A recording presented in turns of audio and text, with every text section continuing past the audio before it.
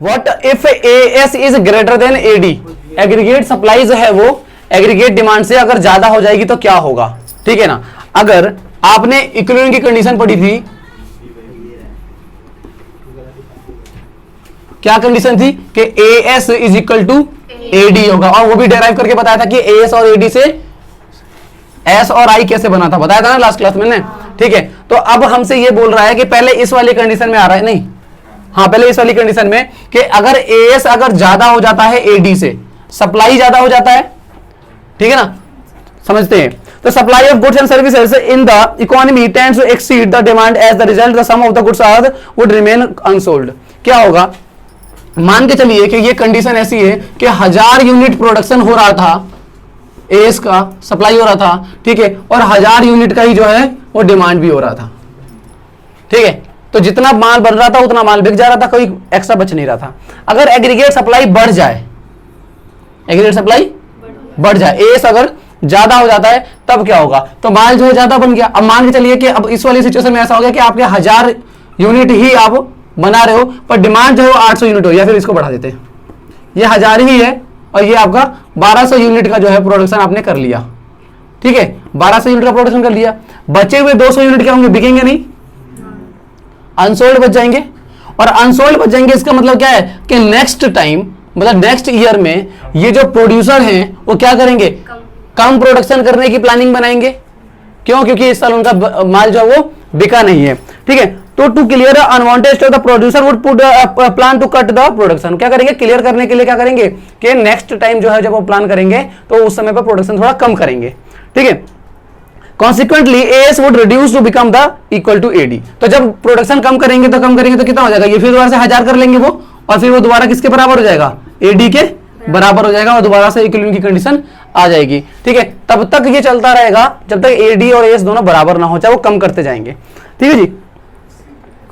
This is how AS adjust itself to AD, मतलब AS और AD अपने आपस में ही एडजस्ट कर लेते हैं, इसमें गवर्नमेंट को इंटरफेयर करने की जरूरत नहीं पड़ती है। नेक्स्ट टाइम जब प्रोड्यूसर जब प्रोडक्शन करेगा वो थोड़ा कम प्रोडक्शन करेगा जितना उसका माल बच गया था, आई बस में, तो उससे क्या होगा कि AD दोनों बराबर हो जाएंगे, ठीक है।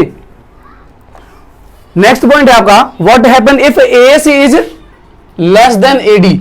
अगर यहां पे लिखते हैं हम लोग कि AS जो है वो कम हो जाए AD से, मतलब AD ज्यादा हो जाए, डिमांड जो है वो ज्यादा हो जाए, ठीक है। When AS is less than AD, supply of goods and services in the economy tends to be less in their demand. क्या होगा कि डिमांड जो है वो ज्यादा हो गई है पर सप्लाई कम है, माल जितना चाहते हैं लोग उतना नहीं मिल पा रहा है। मान के चलिए कि माल जो है 1000 यूनिट चाहते हैं पर वो बना रहे हैं 800 यूनिट ही, ठीक है जी। The existing stock of the producer would be sold at and the producer would suffer the loss of the unfulfilled demand। ये unfulfilled demand क्या है, मतलब वो लॉस जितने का वो पूरा नहीं कर पाए। अगर उनके पास माल होता तो वो 200 यूनिट और बेच लेते, और बेच करके उनका क्या होता, उनको वो 200 रुपए कमा सकते थे, पर वो नहीं बेच पाए, वो प्रोडक्शन नहीं कर पाए, इस वजह से क्या हुआ, उनको जो है वो 200 यूनिट का लॉस हुआ। समझ में आई बात। To rebuild the desired stock and avoid the loss of unfulfilled demand, the producer would plan to greater production, AS would increase to become the equal to AD। अब इस अनफुलफिल्ड जो demand जो वो fulfil नहीं कर पाए उतने unit का, नेक्स्ट टाइम जब प्लान करेंगे तो क्या करेंगे, प्रोडक्शन ज्यादा करने का करेंगे। तो ज्यादा प्रोडक्शन करेंगे तो फिर से ये क्या हो जाएगा, ये हो जाएगा आपका 1000 और ये भी 1000 और ये इक्वल हो जाएगा। यहां पर भी AD और AS अपने आप को खुद ही एडजस्ट कर लेते हैं, ठीक है जी। नेक्स्ट इसी तरीके से आप S और I के अप्रोच में पढ़ लेते हैं कि S और I के अप्रोच में क्या होगा।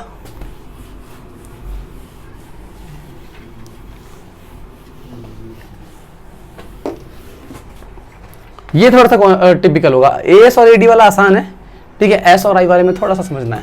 तो देखो इक्विलिब्रियम की कंडीशन कब होती है, जब S is equal to I होता है, S फॉर सेविंग और I फॉर इन्वेस्टमेंट, ठीक है जी। नहीं पहले तो फंक्शन है, S फंक्शन है, गलत टॉपिक स्टार्ट कर दिया ना। अभी तो S फंक्शन चलेगा, उसके बाद डिफरेंस बिटवीन आएगा ना, ठीक है। देखो जी अगला टॉपिक जो हम लोग पढ़ने जा रहे हैं वो ये है कि इक्विलिब्रियम की कंडीशन है पर S और I के अप्रोच से है। तो इक्विलिब्रियम की कंडीशन S और I के अप्रोच से कब होती है, जब S is equal to I होता है, ठीक है, तो इक्विलिब्रियम की कंडीशन आ जाती है। अब ये किस तरीके से होता है, according the approach of equilibrium GDP और equilibrium income is achieve when S equal to I, we have already discuss S and I function. हम लोगों ने पहले पढ़ लिया कि उस कंडीशन में जो है एस और आई दोनों बराबर हो जाते हैं। एस फंक्शन के बारे में बात करते हैं। वी नो एस और वाई जो होता है वो पॉजिटिवली रिलेटेड होता है। तो अगर इसका वो बनाऊं, मैं चलते हैं ग्राफ बनाता हूं, तो ये आपका वाई है, क्या हो गया, ये आपका वाई हो गया, ठीक है। इन्वेस्टमेंट सेम है, चेंज नहीं है इन्वेस्टमेंट के अंदर कोई, ठीक है। और जो सेविंग जो होती है वो आपका क्या होता है, नेगेटिव से स्टार्ट होती है, ये जीरो है, ठीक है ना, यहां से स्टार्ट होगी, ठीक है, और कहीं पर जहां पे एडी कट करेगा वहां से जो है आकर के जाएगी। इसको देख के बनाते हैं, कहां से 60 पे, अच्छा इसका टेबल बनाना पड़ेगा पहले से, चलो टेबल बनाता हूं, पहले टेबल बना के समझाता हूं।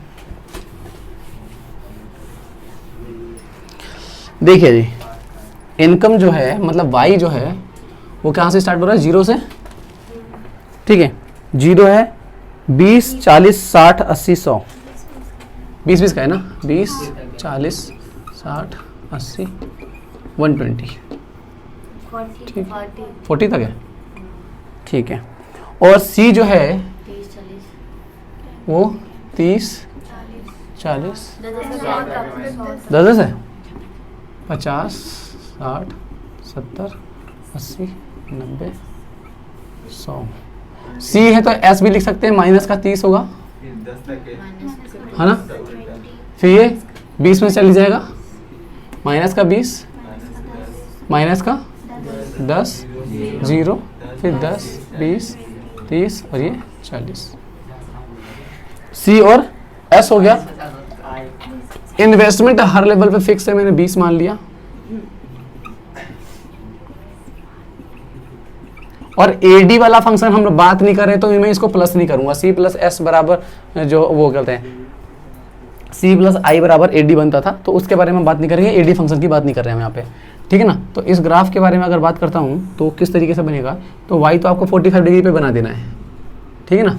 तो ये आपका हो जाएगा ए एस कह लो, सॉरी वाई ही लिखते हैं खाली, ठीक है, वाई कह लो, ठीक है। और कुछ ऊपर से जाकर के जो है वो कंजप्शन चलेगा, कंजप्शन इस तरीके से सी है, और यहीं से वो खींच देते हैं आई का, आई फंक्शन हो गया, ठीक है ना, आई फंक्शन हो गया, कंजप्शन फंक्शन बनाया ही नहीं इसने, ठीक है। और उसके बाद इन्वेस्टमेंट फंक्शन के बारे में बात करते थे। इन्वेस्टमेंट फंक्शन देखो किस लेवल पे बराबर है, जहां पे सी और आई बराबर है, वो एस और आई बराबर है, ये रहा, ठीक है, इनकम के 100 लेवल पे, ठीक है, इनकम के 100 लेवल पे एस और आई बराबर है, तो एस आई ये रहा, ठीक है। यहां से इस तरीके से कट कर लो, जहां पे ये बराबर होगा ये हो जाएगा S is equal to I, ठीक है।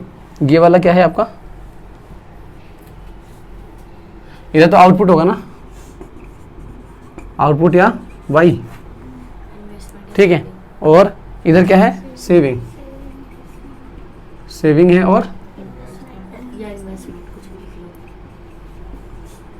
इन्वेस्टमेंट है, ठीक है ना, इस तरीके से। तो जो इक्विलिब्रियम की कंडीशन होगी वो कौन सी होगी, जहां पर एस और आई दोनों बराबर होंगे। तो इन्वेस्टमेंट की लाइन ऐसे आप खींच देना, ठीक है, और ये वाली लाइन जो है आपका सेविंग का खींच दोगे, ठीक है, ये आपका ऑटोनोमस कंजप्शन के बराबर का नेगेटिव हो जाएगा, ठीक है। और जहां पे ये दोनों कट करेंगे वहां पे आपका इक्विलिब्रियम की कंडीशन हो जाएगी, ठीक है।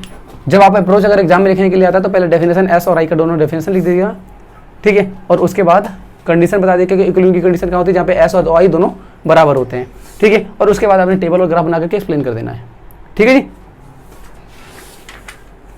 चलिए नेक्स्ट आ जाते हैं हम लोग, what happens if S is greater than I. अगर सेविंग बढ़ जाए, ठीक है, इन्वेस्टमेंट से, तब क्या होगा। ये जो है ज्यादा मतलब इंपॉर्टेंट है ये तो, ठीक है। टेबल को मैं ऐसे ही रहने देता हूं, ग्राफ मिटाता हूं सिर्फ। व्हाट हैपन व्हेन एस जो है वो ज्यादा हो जाएगा आई से, ठीक है। तो देखो इसको समझना पड़ेगा थोड़ा सा। In case S is greater than I, अगर सेविंग जो है वो आई से, अगर इन्वेस्टमेंट से जो है ज्यादा हो जाता है, ठीक है, is a situation when fall in the expenditure. अगर सेविंग ज्यादा हो रही है इसका मतलब क्या है, अब जरा याद करो कि सेविंग जो थी वो क्या थी, y equal to C plus S था। अगर ये बढ़ेगा तो ये घट जाएगा ना, ये बढ़ेगा तो ये घट जाएगा, क्योंकि ऑब्वियसली बात है दोनों का सम तो वही है। तो अगर आप 100 रुपए कमा रहे हो और पहले 100 रुपए में से 70 रुपए खर्च करते थे, 20-30 रुपए बचाते थे, पर अगर आप 30 की जगह पे 50 रुपए बचाने लग गए तो खर्च कितना करोगे, 50 रुपए। मतलब कहने का क्या है कि सेविंग का बढ़ना, कंजप्शन का घटना, और इकोनॉमी के अंदर सेविंग बढ़ेगी तो कंजप्शन घटेगा, कंजप्शन घटेगा तो एडी का कंपोनेंट है सी क्या है, एडी का कंपोनेंट है। मतलब कहने का एग्रीगेट डिमांड घट जाएगी, सेविंग के बढ़ने से एग्रीगेट डिमांड जो है वो घट जाएगी, ठीक है ना। तो in the S is more than the rise in the expenditure of I, accordingly aggregate expenditure in the economy would less. भाई सेविंग बढ़ा, और सेविंग कब बढ़ेगा, जब आदमी बचाता कब है, जब खर्चे कम करता है, तो एग्रीगेट एक्सपेंडिचर कम करेगा। और एग्रीगेट एक्सपेंडिचर क्या है, एग्रीगेट डिमांड है, और एग्रीगेट डिमांड क्या हो जाएगी, कम हो जाएगी, ठीक है ना। तो उससे क्या हो जाएगा कि लोग जो है सामान माल नहीं खरीदेंगे। जब माल नहीं खरीदेंगे तो होगा क्या, कंडीशन वही वाली आ जाएगी क्या, कि एग्रीगेट डिमांड घट जाएगी एग्रीगेट सप्लाई से। डिमांड उतने की होगी नहीं क्योंकि लोग खरीद ही नहीं रहे। जब नहीं खरीदेंगे तो डिमांड कम हो जाएगी, सप्लाई बढ़ जाएगा। सप्लाई बढ़ जाएगा तो बिना बिका माल बच जाएगा, अनसोल्ड स्टॉक बच जाएगा। जब अनसोल्ड स्टॉक बच जाएगा तो क्या होगा, देखिए, and producer will have to undesired stock to clear their stock. Producer would now plan the lesser output. फिर वो क्या करेगा, प्लान करेगा नेक्स्ट टाइम कम उत्पादन करने के लिए, ठीक है ना। Lesser output would the mean the lesser income. जब उत्पादन कम करेगा तो उत्पादन कम करने के लिए क्या करेगा, लेबर्स को हटाएगा काम पे से। कम उत्पादन करने का मतलब कम कमा पाएगा, कम कमाएगा तो कम डिस्ट्रीब्यूट करेगा, क्योंकि भाई उसके पास लेबर भी कम काम करेगी ना, फिर तो समझ में आई बात। तो लोगों की इनकम घट जाएगी, और जब लोगों की इनकम घट जाएगी तो कम इनकम में क्या होता है, सेविंग भी तो कम होती है। अगर इनकम घटेगी तो सेविंग घट जाएगी, और ये तब तक चलता रहेगा जब तक सेविंग घट करके दोबारा इन्वेस्टमेंट के बराबर ना हो जाए। समझ में आई बात, ठीक है। The process would be continue till S equal to I, ठीक है। The equality between S and I is restored through the change in their level of income. Income में चेंज होने की वजह से जो है ये दोबारा से रिस्टोर हो जाएगा। दोबारा से समझिए, देखिए क्या हुआ था कि एस जो है वो घट गया, एस के घटने की वजह से एग्रीगेट एक्सपेंडिचर घट गया,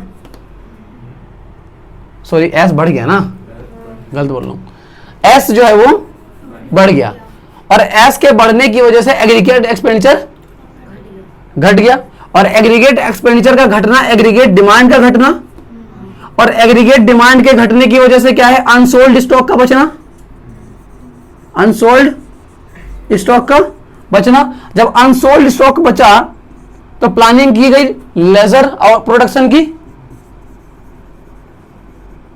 प्लानिंग फॉर लेस प्रोडक्शन, है ना। और जब कम प्रोडक्शन किया जाएगा तो कम इनकम हो जाएगी, समझ में आई बात, इनकम भी कम हो गई। और जब इनकम कम हुई तो क्या होगा, सेविंग जो है वो घट जाएगी। इनकम कम होगा तो सेविंग कम करोगे ना। 100 रुपए कमा रहे थे तो 20 रुपए बचा रहे थे, और 50 रुपए कमाओगे तभी 20 बचाओगे, सेविंग भी तो कम करनी पड़ेगी ना, समझ नहीं बात, ठीक है। तो सेविंग कम करेंगे, और ये तब तक चलता रहेगा जब तक दोबारा से एस इज इक्वल टू आई ना हो जाए। आ गई बात समझ में, ठीक है। चलिए नेक्स्ट, अगर सेविंग जो है वो घट जाए तब क्या होगा, मैडम इसको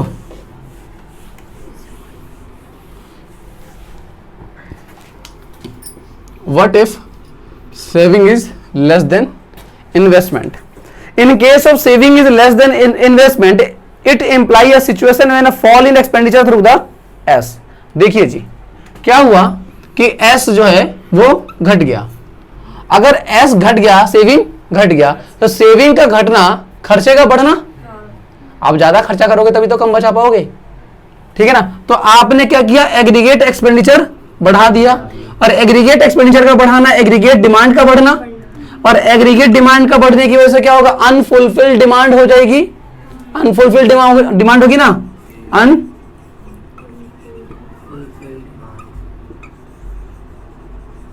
मतलब कहने का ये कि डिमांड ज्यादा थी मार्केट के अंदर और सप्लाई थी नहीं, तो आपको वो लॉस हुआ, डिमांड पूरी ना कर पाने की वजह से क्या हुआ, लॉस हुआ। लॉस हुआ तो क्या करोगे, प्लान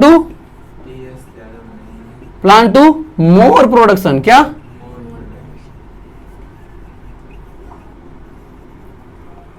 समझे बात। अच्छा प्लानिंग अपने मोर प्रोडक्शन की करी तो क्या होगा, इनकम बढ़ेगी, और इनकम बढ़ेगी तो क्या होगा, सेविंग बढ़ेगी। और ये तब तक चलता रहेगा जब तक शादी ना हो जाए, मतलब तब तक चलता रहेगा जब तक सेविंग जो है और वो इन्वेस्टमेंट के बराबर ना हो जाए, S = I ना हो जाए। आई बस में, ठीक है।